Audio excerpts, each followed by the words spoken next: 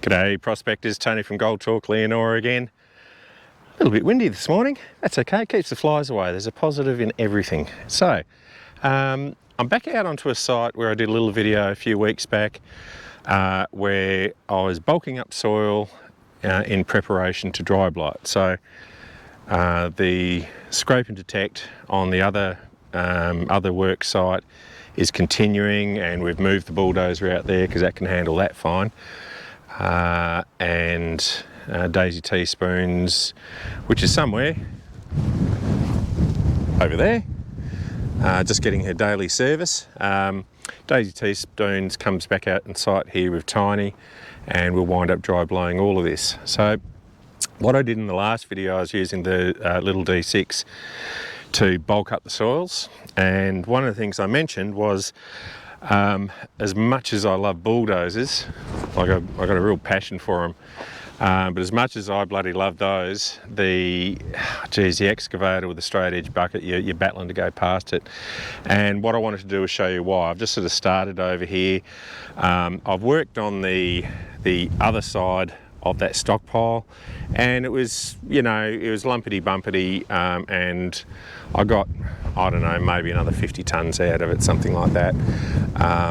But in rich ground, I don't mind taking the extra time, and more importantly the diesel to do that.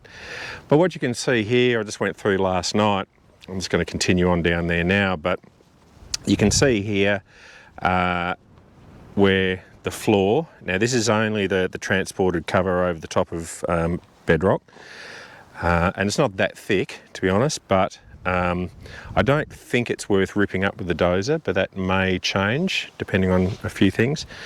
But you may be able to pick up here, and I hope you can, that it's all over the place. And with a straight edge blade, so with a bulldozer or a loader, I wouldn't be getting any of this extra dirt. And just, tons and tons and tons of the stuff. Now we're also getting the stuff down deep, and three guesses where the gold's going to be hiding. Now we come over here, and it's a classic example. I couldn't have done it better if I was making it up. And we can see over here, there's a nice little pocket all through here. It's going down about a metre and, well, let's say a metre and a bit, over on this side. And it gives us a really nice profile on the wall. Okay, so, oopsie daisies. I was bipping it this morning, and there's a deep target down there that I need to investigate. Happy days. So you can see down here, and it really clearly defines the profile nicely. We can see where the topsoil was, let's say the topsoil was up here, and we've hit the cap, the polygeneric conglomerate, and we can see here all the quartz coming through, the red mud. It's all angular. This hasn't rolled that far, sort of from probably up on top of the hill or above us. And we've got about a foot there of cap, and that does contain gold.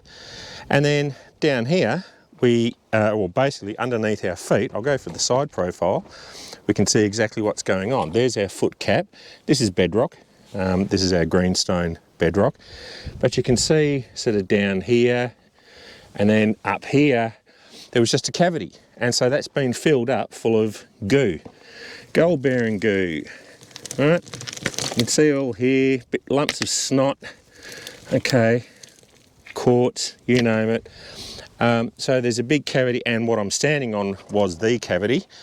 Now into this side of the wall, you've got your foot cap, and then basically into a sort of a weathered greenstone.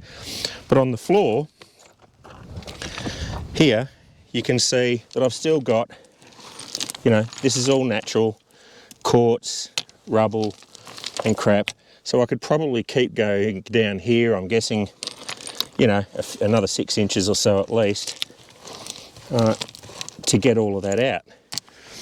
I'm probably not going to. There's probably, look, I've picked up another couple of tonnes worth of dirt here, and I bet it'll have some gold in it to go through Tiny.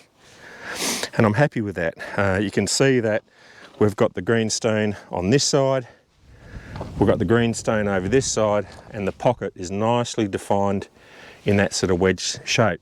Interestingly, it is sort of going underneath this cap, And that's going to be part of the decision-making process, whether I really want to lift this cap up and have a look. If I had that much rubble en masse across underneath all the bedrock, then I would not be talking about it. I'd be doing it. It's a no-brainer. The thing I've got to weigh up is, and as I'll find out, how deep does this how widespread is this greenstone on the surface? Is this just an isolated bubble, or is this the norm and that's the exception? If that's the norm, then I rip it and we go down a few feet and see what's really here. So that's just sort of the methodology I work. And again, like, I'm very mindful of the expenses in prospecting. I sort of live it every day.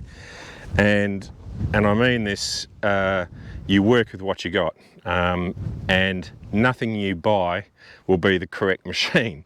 All right, so you start with something, you know, a 5-ton digger that a mate of mine's looking at. That's fine. Now, it's inadequate for many things, but it will be good for some things. And just over time, as you get onto a few dabs, that's where you build up your menagerie of machinery. Oh, that's an alliteration. Oh, okay, a menagerie of machinery. Not a collective noun, or is it? Bugger if I know, I'm not educated. So, this is why I like to bulk with a straight edge with the dozer, and then just come through and tickle it up with the excavator. The amount of extra dirt I'm getting out of this is and extra gold is well worth the diesel to do this. See you prospectors, good luck out there.